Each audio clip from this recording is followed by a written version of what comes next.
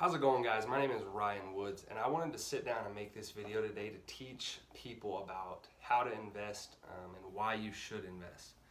So to give you a little background, I got started investing about coming up on 5 years ago.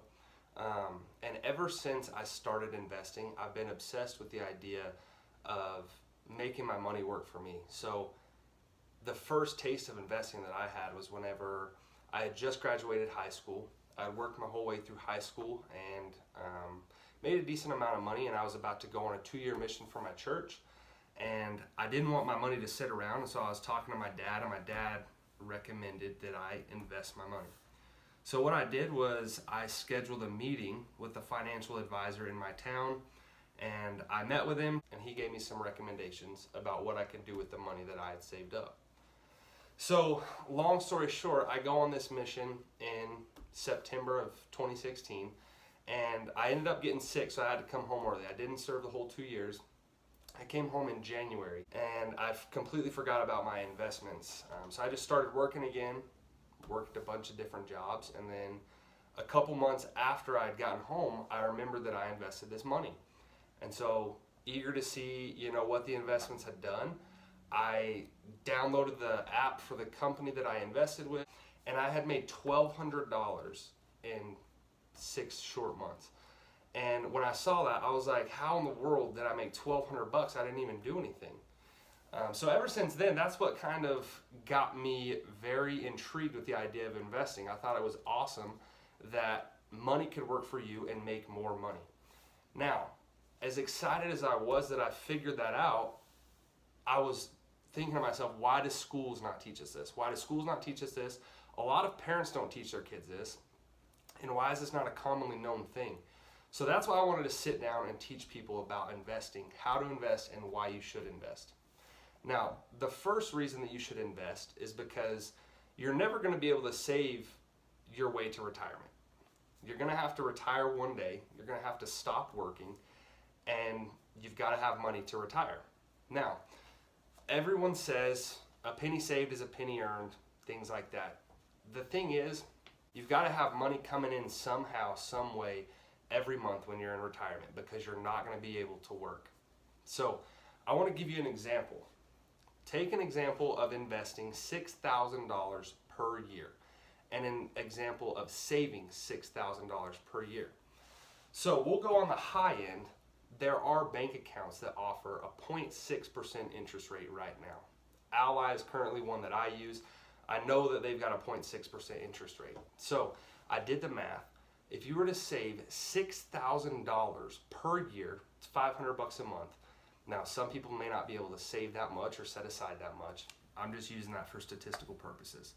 So $6,000 per year, if you save that at a 0.6% interest rate that's going to compound monthly, you're going to make $272,000 in 40 years. So from basically the age of 20 to the age of 60, you've made $272,000.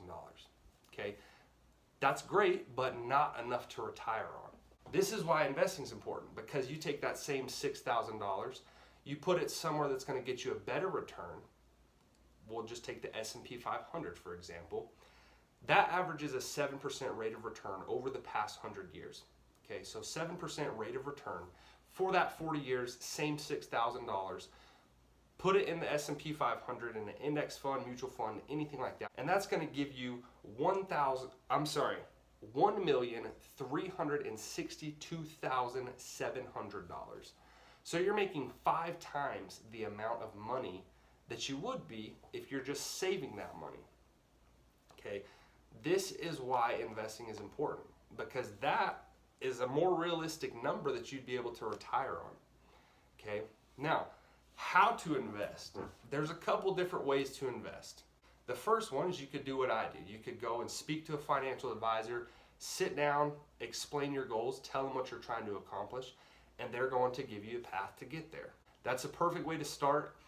If you're looking to get into investing, if you're looking to just learn about investing, I would recommend speaking to a financial advisor. Now, secondly, there are a lot of do-it-yourself ways that you can do it. Now, in this generation, you've got apps like Webull and Robinhood are the two main ones that you can invest on your cell phone. So it's as simple as that. You connect your bank account, you transfer some money, and you can do investments yourself. It is important to note that if you're going to do investing yourself, that you've got to do your research. Now, it's going to be important to do your research regardless, but to do it yourself is going to take a lot more research because you're not going to have anyone there to help you get started. Another thing that I want to mention is that it's very important that you don't invest any money that you're not going to be comfortable losing.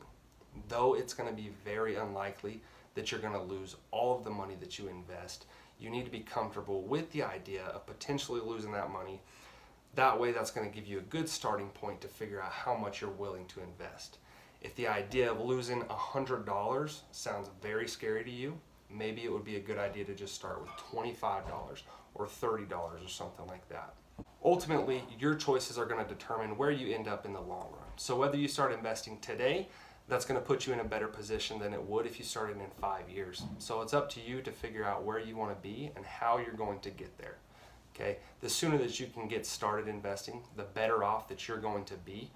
So my challenge to you would be to look at your budget, figure out where you can find 25 to 30 bucks to get started per month, and get started as soon as possible. Whether you do it yourself or whether you meet with a financial advisor, get started as soon as possible. That way you can have a more comfortable retirement, and you're gonna have to work a lot less hard as you get closer to that retirement day. Thank you very much for watching this video. In the future, I will be posting more videos about self-improvement and personal finance. So if you like this video, please feel free to give it a thumbs up and subscribe to the channel so that you can watch more videos just like this in the future. But that's all for today, and we'll see you guys next time.